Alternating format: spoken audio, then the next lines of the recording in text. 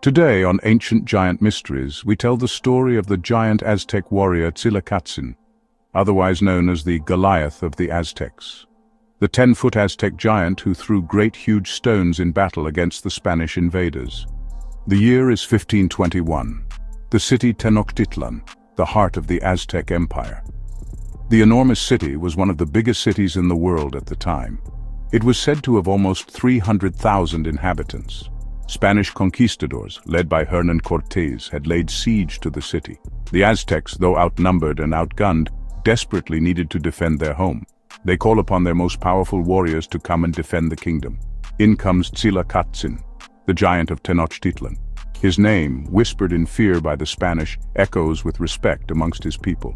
Tzilacatzin, wearing brightly colored feathers, polished shell necklaces and gold lip pendants, stands out on the battlefield like a sore thumb. Both the Spanish and the Aztecs have reports of him as a massive giant, not just a tall man like a modern-day basketball player, but way bigger. According to many accounts, he was upwards of 10 feet tall. His courage in the face of the invaders will be told for generations. The legend of Tzilacatzin begins. The Spanish, accustomed to conquest, face an unexpected challenge. They had not anticipated the ferocity of the Aztec resistance, let alone the presence of a warrior like Tzilacatzin. His size and strength become the stuff of legends, spreading fear throughout the Spanish ranks.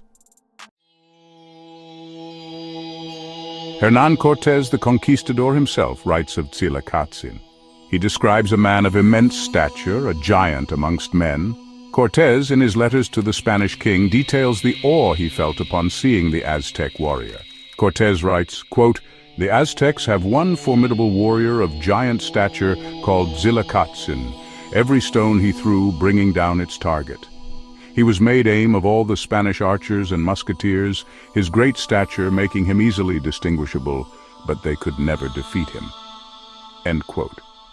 Tzilacatzin presence on the battlefield, Cortez notes, is enough to strike fear into the hearts of even the most seasoned soldier.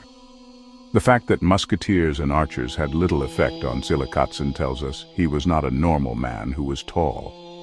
Interestingly enough, if we look at giants in the Bible, they are often called the Rephaim. And some translations of that word mean to heal or regenerate. Could it be then that the archers and musket wounds on the giant would heal so quickly that he could not be defeated? The Spanish soldiers, hardened by years of warfare, were unsettled. They had never encountered a foe like Tzilacatzin. Stories of his size and strength spread like wildfire, weaving their way into campfire tales and whispered rumors. This giant was recorded as being over 10 feet tall and impossible to injure. Cortez, in his chronicles, acknowledges the impact of Tzilacatzin on the morale of his men. He describes the unease that settles upon the Spanish camp whenever the giant warrior is sighted.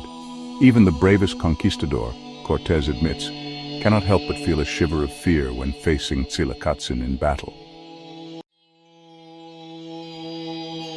Tzilacatzin is not merely a giant, he is a skilled warrior. He wore no armor and helmet in order to intimidate and taunt the Spanish invaders. His weapon of choice, giant boulders, massive stones that he hurls with devastating accuracy. The boulders would crush and cripple the Spanish soldiers, leaving a trail of destruction with every throw. His accuracy and decisiveness was frightening to the Spanish. The Spanish, armed with muskets and swords, are taken aback by Tzilacatzin unorthodox yet effective tactics. They are used to fighting in formation, to the calculated movements of European warfare. The following is an eyewitness account from one of the Aztec elders who survived the siege. He says, quote, "The great captain Tzilacatzin arrived, bringing with him 3 great huge stones, the kind used for building walls. He carried one in his hand, the other 2 hanging from his shield. He hurled these huge stones at the Spaniards. He scorned his enemies, Spaniards as well as Indians. They all shook with terror at the mere sight of him. When the Spanish found out how dangerous he was, they tried desperately to kill him. They attacked him with their swords and spears, fired at him with crossbows, and tried every other means they could to kill or cripple him." End quote. These eyewitness accounts reveal just how dangerous and formidable Tzilacatzin was on the battlefield. Not just an ordinary man, but a real-life giant warrior. His stones are mentioned to be the kind used for building walls, which indicates that he is not simply throwing normal-sized stones like an average man would. The fact that crossbows had little effect on him further proves the inconceivable power and resilience of this giant. The Spanish, desperate for victory, devise a plan. They target Tzilacatzin, who has been holding off the Spanish invaders for weeks. They know he is a symbol of Aztec resistance. They focus their attacks on him, hoping to demoralize the defenders. Yet, time and again he survives. He shrugs off their assaults. He seems invincible, a force of nature impervious to their attacks. The Spanish, although not able to defeat Tzilacatzin directly, come up with an alternative plan.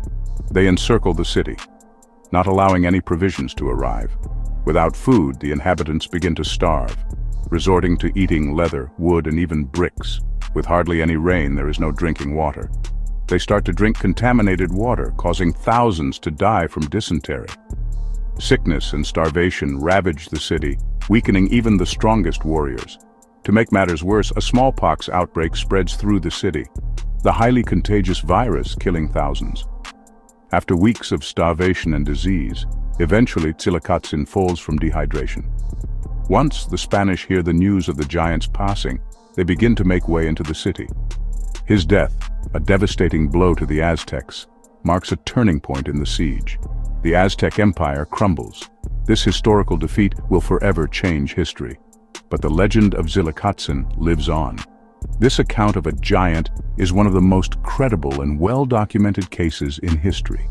It shows us that giants are not just a thing of tales and myths, but of historical fact. Thank you for watching, and tune in next time right here on Ancient Giant Mysteries.